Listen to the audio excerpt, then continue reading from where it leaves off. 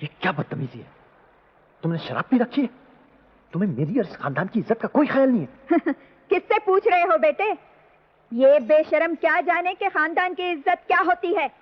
ये इस घर में बहू नहीं बल्कि कलंक बनकर आई है। मैं कहती हूँ बेटे, अब भी होश में आ जाओ और जान छुड़ा लो इससे। इस जाहिल औरत में किसी शरीफ बाप का खून है ही नहीं। Mind your language. You have no right whatsoever to abuse my father. आपने मुझ पर जुल्म किए, मैं सहती रही। जो भी कहा मैं सुनती रही, लेकिन अपने डैडी की शान के खिलाफ मैं एक लफ्ज भी नहीं सुन सकती। आप क्या समझती हैं कि मैं जाहिल हूं, गवार हूं, अनपढ़ हूं? For your kind information, I'm much better educated than you are.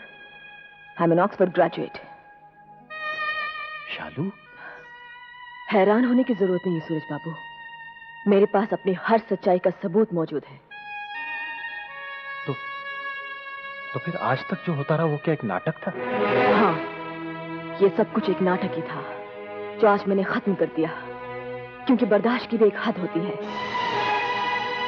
मेरी सास ने मुझे इस घर से निकालने के लिए बहुत से जतन किए, यहां तक कि आज मुझे शराब पिलाकर भरी महफिल में मुझे जलील करने का प्लान भी बनाया था, ताकि आपके दिल में मेरे लिए नफरत पैदा हो और आप मुझे इस घर से और अपने दिल से निकाल दें। लेकिन सासू जी, आज मैंने शराब नहीं पी, बल्कि खून के कड़वे घूंट पीकर ये ढोंग इसलिए रचाया कि आपकी आंखों पर पड़े हुए पर्दे को मैं हटा सकूं। आपको अपनी दौलत और ऊंचे खानदान पर बहुत नाज है ना, तो मैं भी किसी गिरे हुए खानदान की बेटी नहीं हूं। मैं भी आप ही की तरह एक जाने माने रईस की बेटी हूं। जानती है मेरे डैडी कौन है?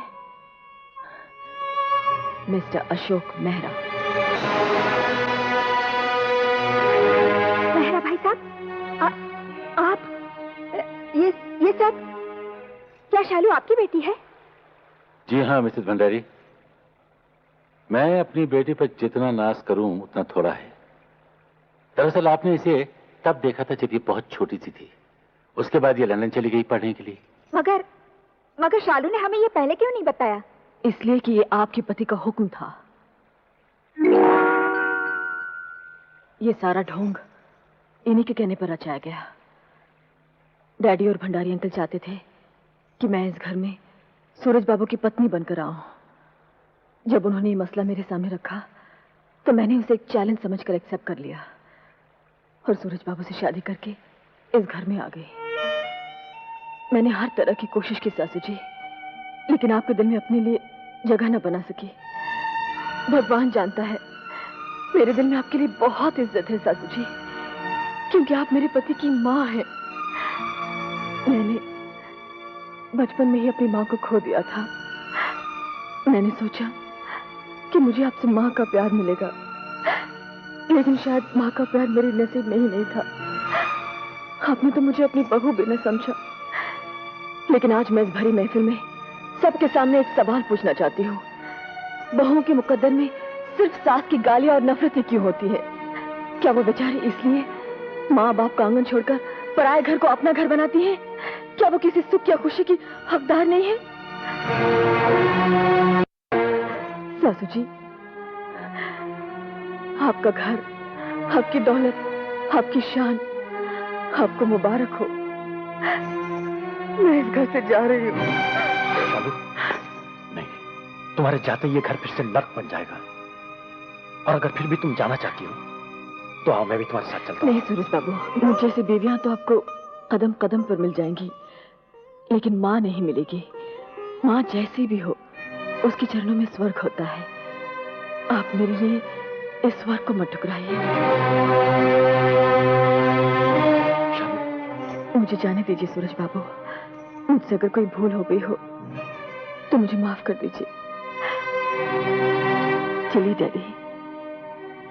ठहरो, आज हमें भी कुछ कहना है।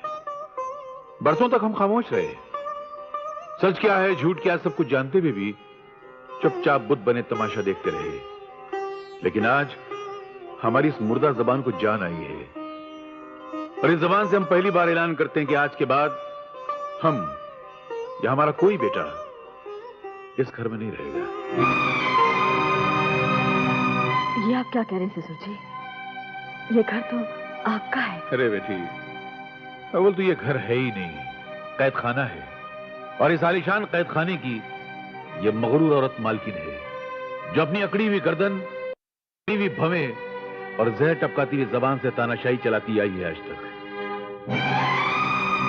इसने बेटों को जन्म जरूर दिया, मगर पोस्ट डेटेड चेक समझकर उनको पाल पोस कर बड़ा किया, ताकि जब शादी का मौका आए तो उनको दोबारा कैश करवा सके। इसको नहीं मालूम कि बेटे क्या होते हैं, मां का अपनी औलाद के लिए फर्ज क्या होता है। अरे जब इसे ये नहीं मालूम तो इसे ये कहां से मालूम होगा कि बहू क्या होती है, बहू के लिए सास का फर्ज क्या होता है। ये सब नाटक मैंने रचाया था अपने इस दोस्त की मदद से, ताकि अपनी इस गुमराह बीवी को सही रास्ते पर लेकर आऊं, मगर नाकाम रहा। यह तो सही रास्ते पर नहीं आई, मगर मैंने इस जहन्नम में शालू को लाकर शालू का जीना मुश्किल कर दिया। शालू बेटी, जिस तरह सीता देवी के लिए जहां राम जी थे वहीं अयोध्या थी, उसी तरह तुम जहां रहोगी वही हमारा घर है, वही हमारे लिए स्वर्ग है। और आज के बाद यह मगरूर औरत अपने आलीशान मकान में अकेली भटकती हुई आत्मा की तरह रहेगी, अपनी तिजोरी पर, अपने जेवर पर, अपने फर्नीचर पर राज करेगी। और जिस दिन ये मरेगी, इसके मुंह में गंगा जल डालने वाला भी कोई नहीं होगा। उस दिन मेरी बातें याद करके तड़प तड़प के मरेगी तू। चलो बेटी। रुक जाइए, मुझे इतनी बड़ी सजा मत दीजिए आप लोग। मैं अपने किए पर बहुत शर्मिंदा हूँ। घर छोड़कर मत जाइए, मुझे माफ कर दीजिए आप लोग, मुझे माफ कर दीजिए। मैं बहुत शर्मिंदा हूँ। हाँ कैलाश, इन्हें माफ कर दो। ये मेरी बेटी की सास हैं और मेरी भाभी भी। हाँ, तो इससे कहो कि अपने बहू से माफी मांगे, उसे गले लगाए और कहे कि बहू हो तो ऐसी हो। कहो इससे। नहीं, ये आप क्या कर रही हैं?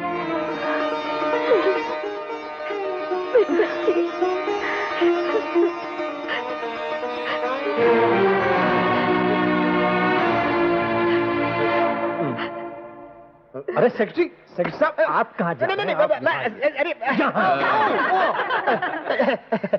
चलो चलो, हाथ अड़ा, जूता खराब हो रहा। चलो। नहीं, साफ कर रहा था। उठो। क्यों सेक्रेटरी साहब, आज अपनी मेम साहब को कोई बदमाशी का आइडिया नहीं दोगे? हैं? नो सर, साड़ी तौबा, साढ़े प्योर दी तौबा। थोड़ा पियो आएगा?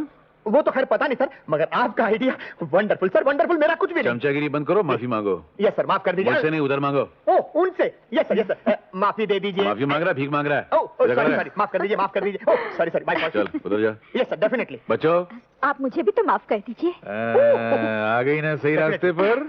आओ बच्चों, तुम लोग दूर क्यों खड़े हो? आओ बेटा। जीते रहो। मेरा हाँ कैलाश, आज तो मैं भी फख्र से कह सकता हूँ क्या कि बीवी हो तो